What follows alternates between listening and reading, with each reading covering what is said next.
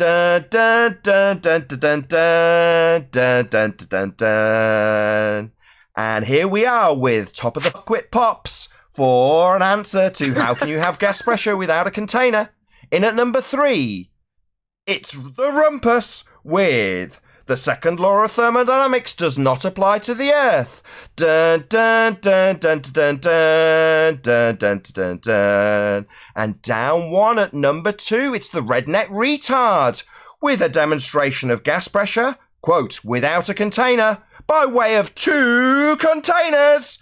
Dun dun dun dun dun dun dun dun dun dun. And top of the pops with number 1, it's Thunderfoot Clown by changing gas into a solid with bonded bouncy balls. Dun dun dun dun dun dun dun dun dun dun dun dun dun dun dun.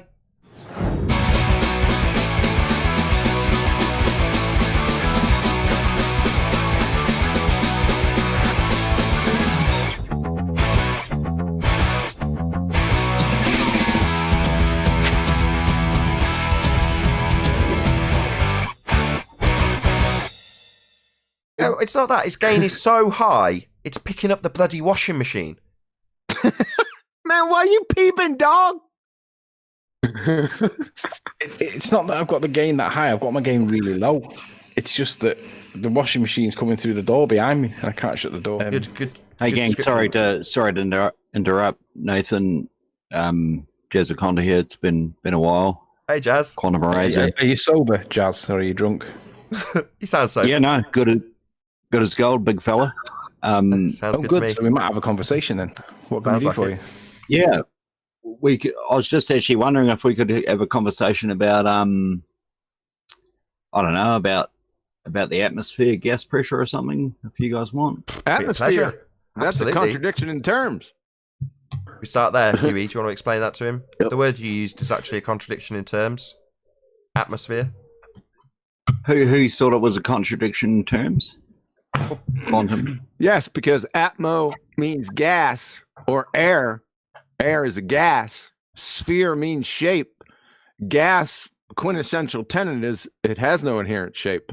Therefore, it's a contradiction or an oxymoron. Thank you. Well, it's not actually, but anyway, Not actually. Hand wave dismissal. Huh? actually, no. Hang on. Well done. Nicely done. Because what you're going to go to is the gas pressure in a tire. I'm guessing that's where you're going to refer to. That's in a circle. So is that an atmos circle? So your question is that tyre example that we haven't given you yet an atmo circle? No, I was just anticipating because Quantum said that it's spheres. Yeah. It's called an inflated tire. Yeah, well, You in the tyre example, never it's just, anticipate.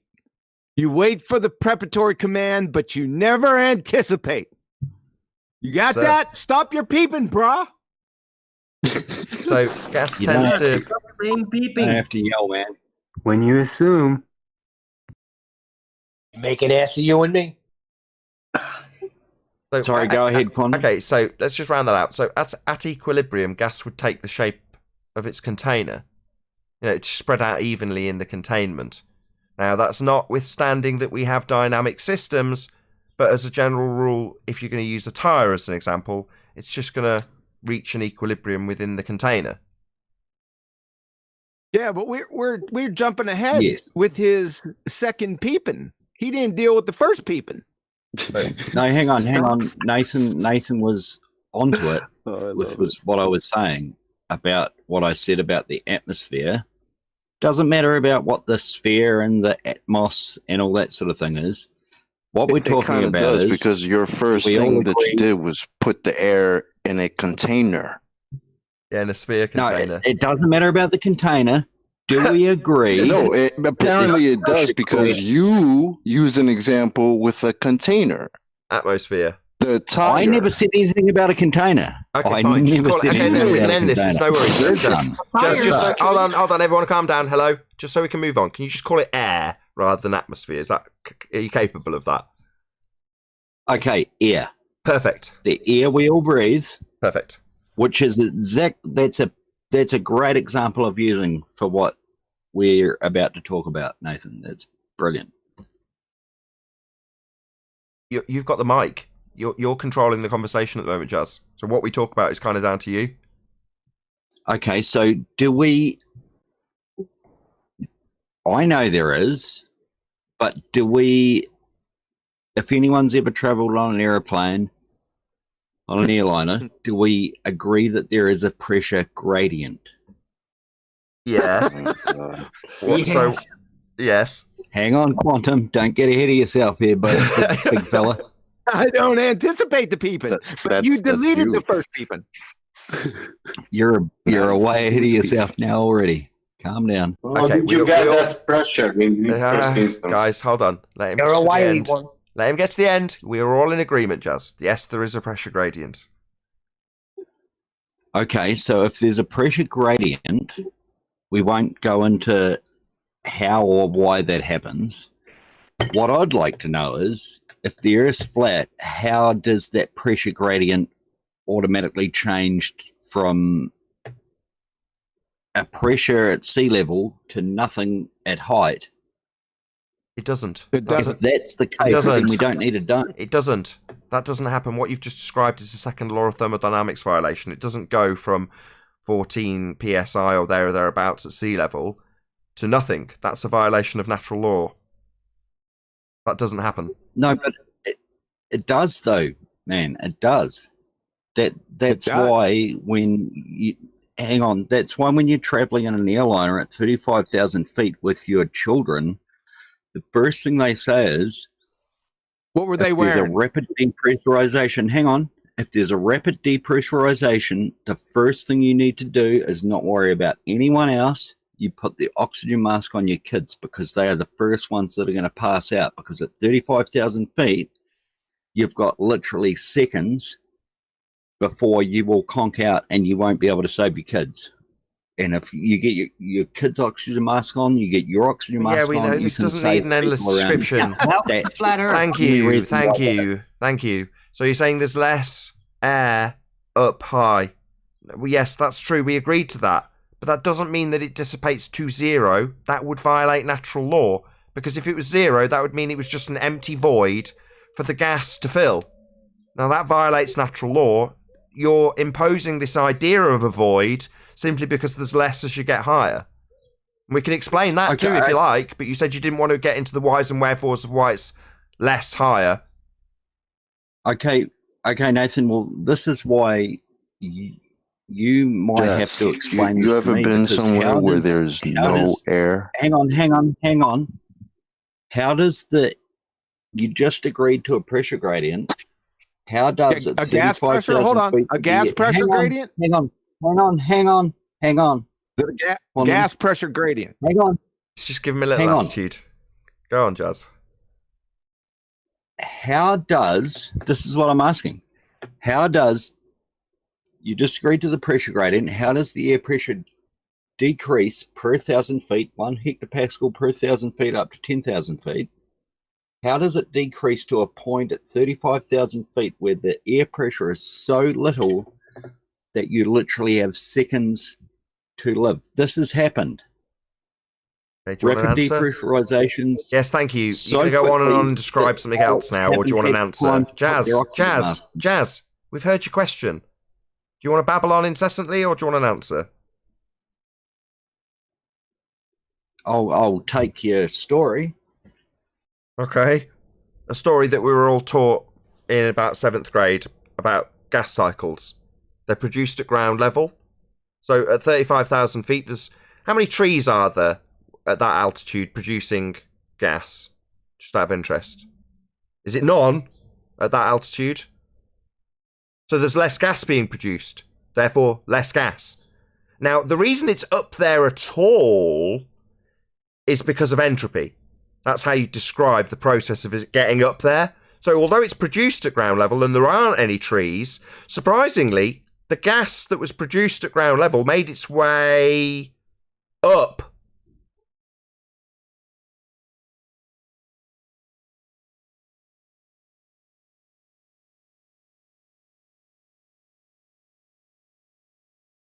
Well, as there's no response to that, I'll just conclude. So regardless of us having a gas pressure gradient, to first have gas pressure would require the antecedent of containment. So first you'd need something to contain the gas to achieve gas pressure, like in your tyre. Then you can develop this complex gas cycle, with there being less at the top and more at the bottom. Well, the gas cycles won't develop at all if you don't have containment. First containment, then gas pressure gradient. So without the container, there can be no pressure. Therefore, it doesn't dissipate to a sky vacuum, as you described in violation of natural law, Jazz.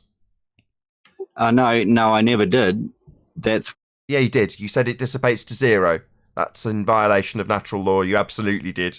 And we're also pummeling it. So yes, you did.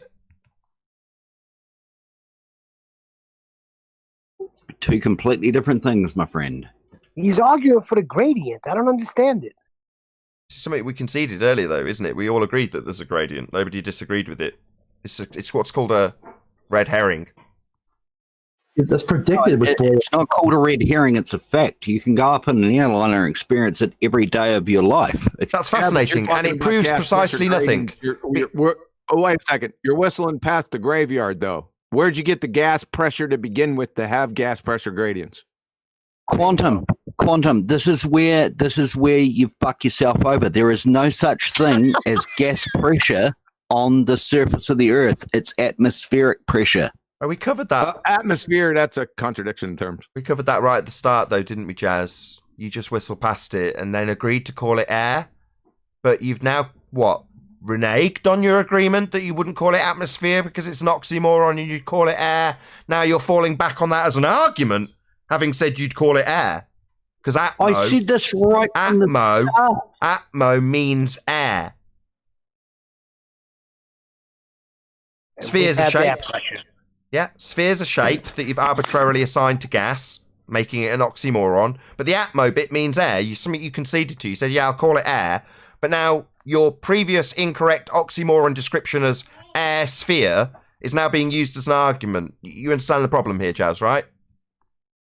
Okay, Nathan, do you understand the problem that you don't understand what gas pressure is in terms of atmospheric pressure as to where we are on the surface of the Earth? So atmospheric pressure again, completely ignoring every word I've just said then, Jazz. So we've come to the point where you're becoming a wanker. So I'm going to tell you off, you drunken fuckwit. Stop calling it atmosphere, it's an oxymoron. You drunken Aussie fuckwit.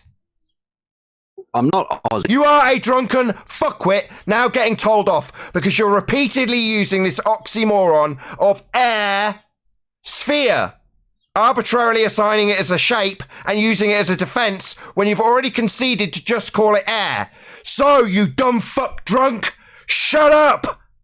Nathan. Shut up! You dumb fuck drunk! You're an embarrassment to your nation. You understand me, you drunk fucking idiot? Shut up with your stupid nonsense that we've pulled apart and are now having to tell you off because you consistently repeat this shit that we've pulled apart and are now taking a giant dump on and calling you a drunken fuckwit for your continual asserted nonsense. Now shut up! You are fucking... Shut up! Don't swear at me when I'm telling you off, you obnoxious Aussie prick with your drunken nonsense. You're a buffoon! You deserve whipping in the street. Metaphorically, I would drag you outside and lash you, you stupid fucking moron. Now shut up!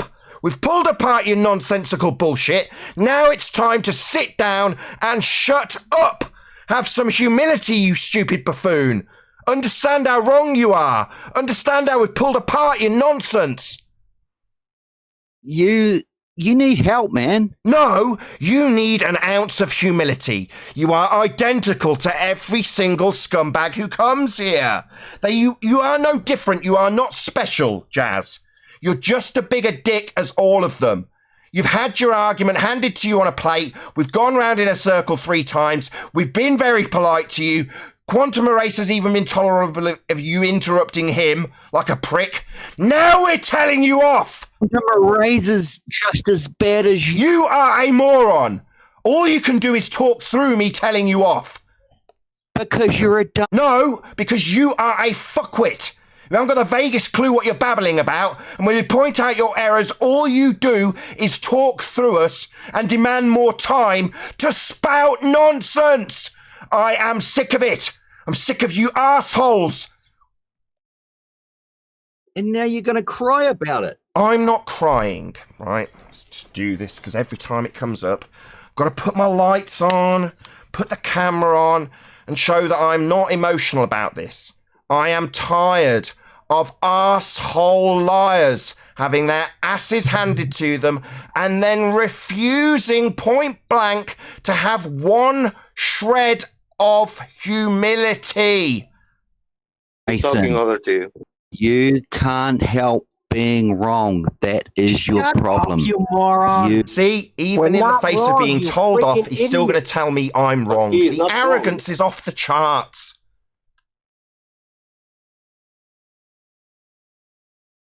This is what we deal with. This, by society standards, is apparently acceptable. To behave like a complete clown, have your argument taken to pieces, and then behave like a spoilt child tearing the place up because you've been demonstrated a fool. That's what they do. I'm going to cause audio chaos because I'm getting told off for my abject stupidity. That's the behaviour we have to tolerate here, and it's insufferable.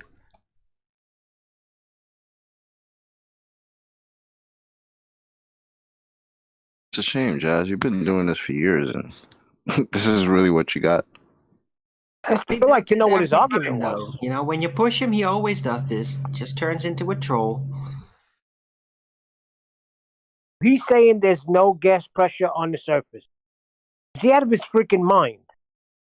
Yeah. I got a real, like, the Boyle's Law really helps figure this out for the globalists. Because you can't put zero into Boyle's Law. It causes an error. Therefore, there is no zero. It will never go. You can never divide. Right. If the pressure's going to be directly proportional to how much surface area of the container you have in Boyle's Law, and you take out the V, the volume, the container, you can't perform the function of the maths to work out how much the pressure is going to be influenced by the size of its container. So in other words, Boyle's Law completely falls to pieces if you don't have a container, because you require one. It's a necessary antecedent. The gas pressure is the force exerted on the container walls. Wow, so even mathematically it's impossible. Which apparently Jazz knows, because his first example was to put it in a container, aka tire.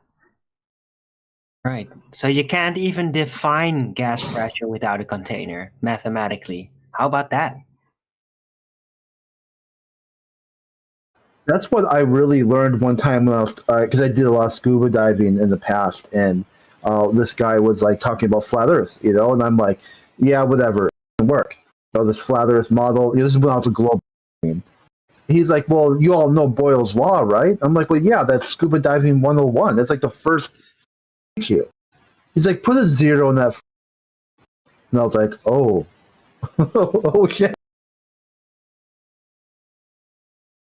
Yep, one of many. What happens when you put a large number in the V? What happens? The pressure goes down.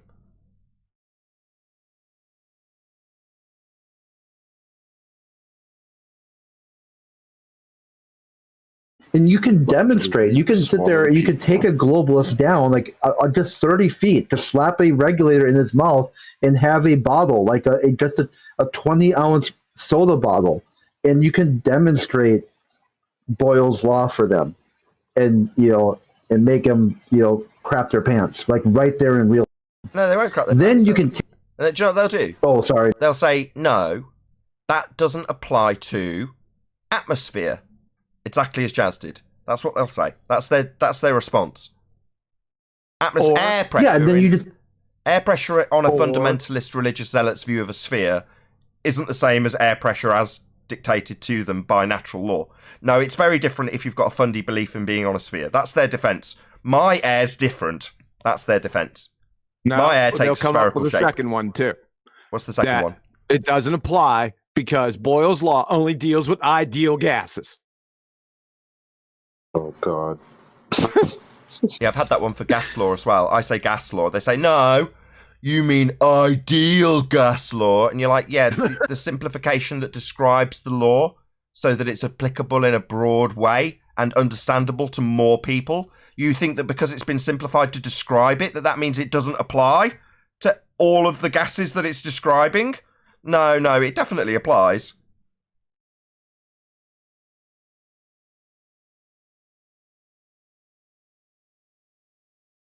It's not applicable to a sphere in a vacuum with gas violating all of those laws. That's why they fight against it. And in some instances say the second law of thermodynamics does not apply to the Earth. That's the extent they'll go to. Hey, we have actually got a top 3. So in at number 3, shall we do the music? Dun dun dun dun dun dun dun dun dun dun. And here we are with top of the fuckwit pops for an answer to how can you have gas pressure without a container. In at number 3, it's the rumpus with the second law of thermodynamics does not apply to the Earth. Dun dun dun dun dun dun dun dun dun dun. And down 1 at number 2, it's the redneck retard with a demonstration of gas pressure, quote, without a container, by way of 2 containers. Dun dun dun dun dun dun dun dun dun dun. And top of the pops, fuckwit number 1. It's Thunderfoot Clown by changing gas into a solid with bonded bouncy balls. Dun dun dun dun dun dun dun dun dun dun dun dun dun dun dun. What do they win? They win number 1 Fuckwit of the Year award.